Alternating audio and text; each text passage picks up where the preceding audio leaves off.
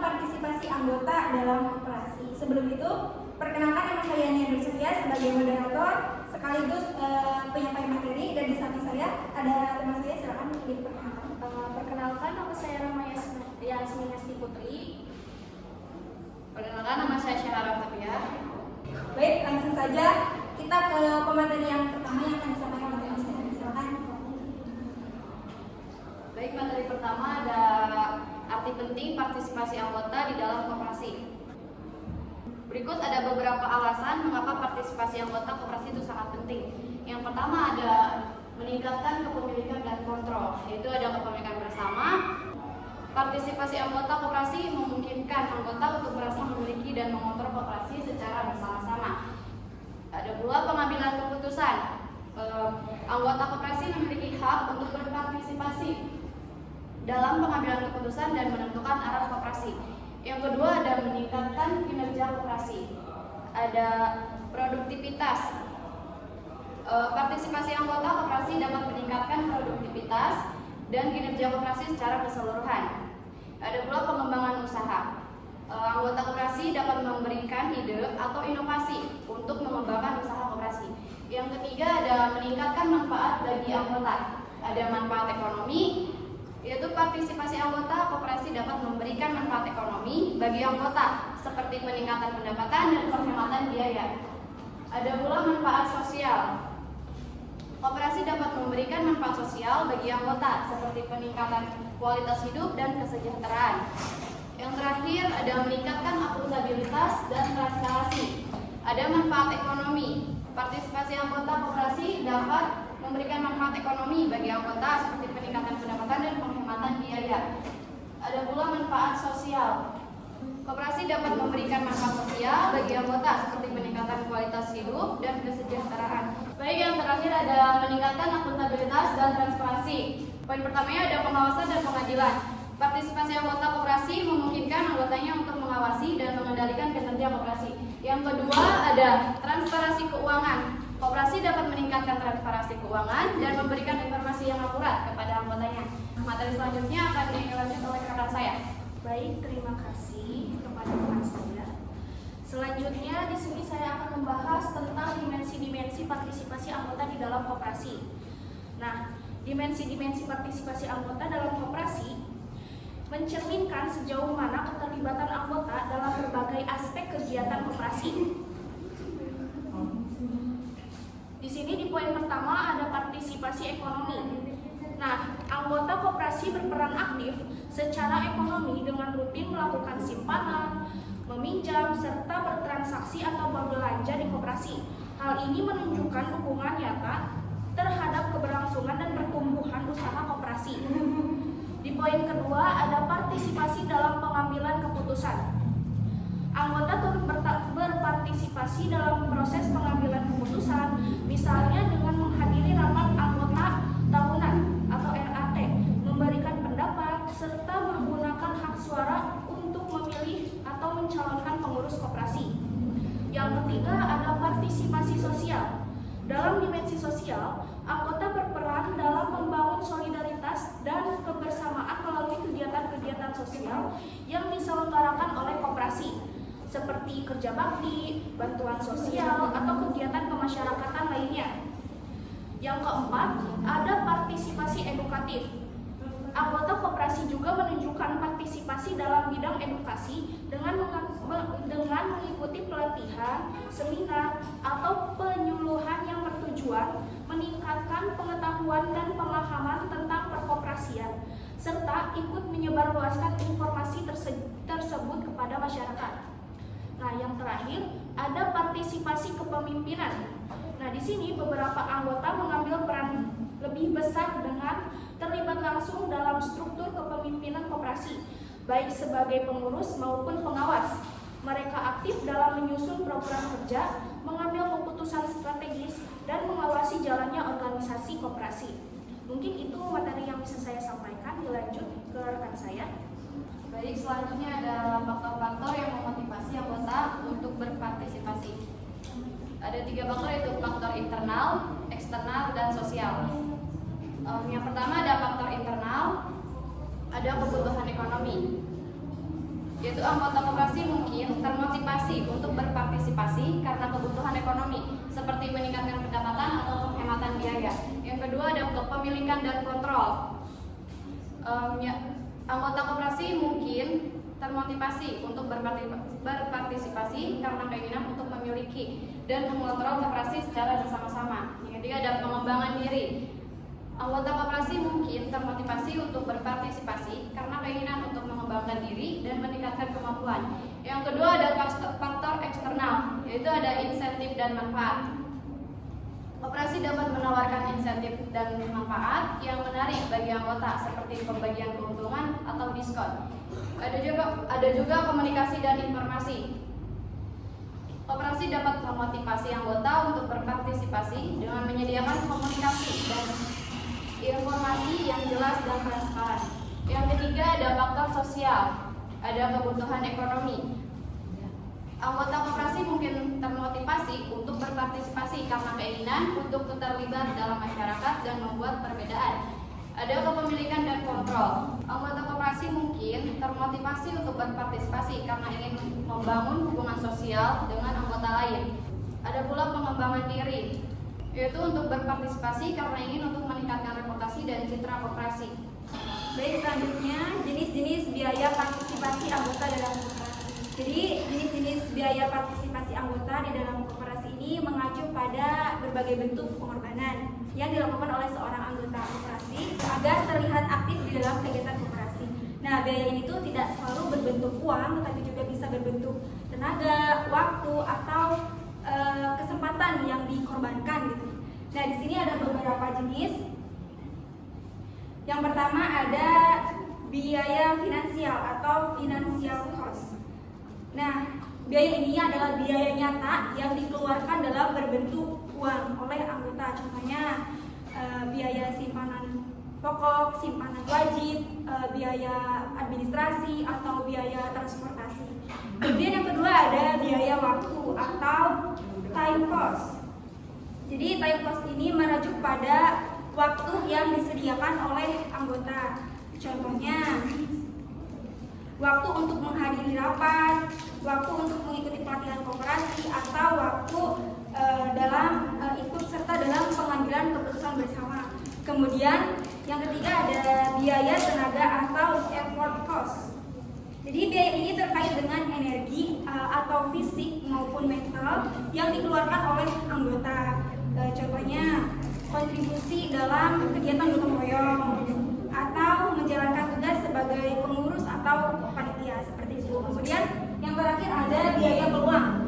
Jadi biaya peluang ini merupakan potensi keuntungan yang hilang karena memilih berpartisipasi di dalam koperasi dibandingkan mengikuti aktivitas atau bekerja di tempat yang lain seperti itu. Contohnya ketika seorang anggota menghadiri rapat koperasi sehingga tidak bisa bekerja di tempat lain seperti itu.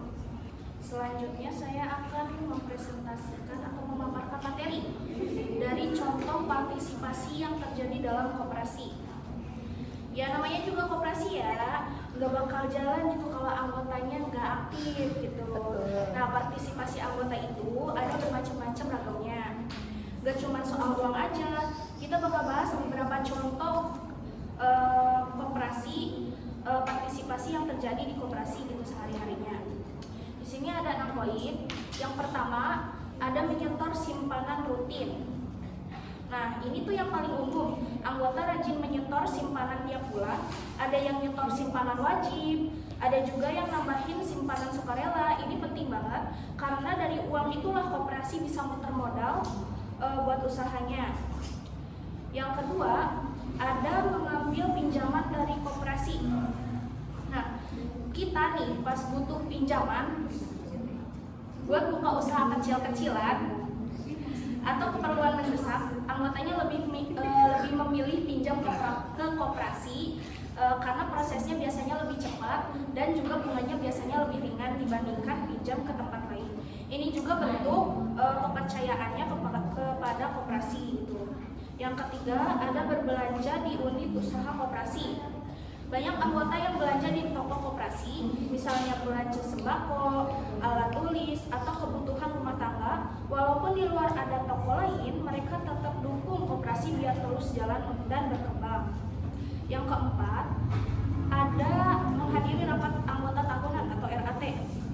Anggota yang ikut hadir di rapat anggota tahunan RAT, di situ mereka bisa milih pengurus, ngasih pendapat, atau bahkan kritik soal jalannya koperasi. Jadi keputusan di koperasi nggak cuma dari 1-2 orang aja, tapi hasil kesepakatan bersama.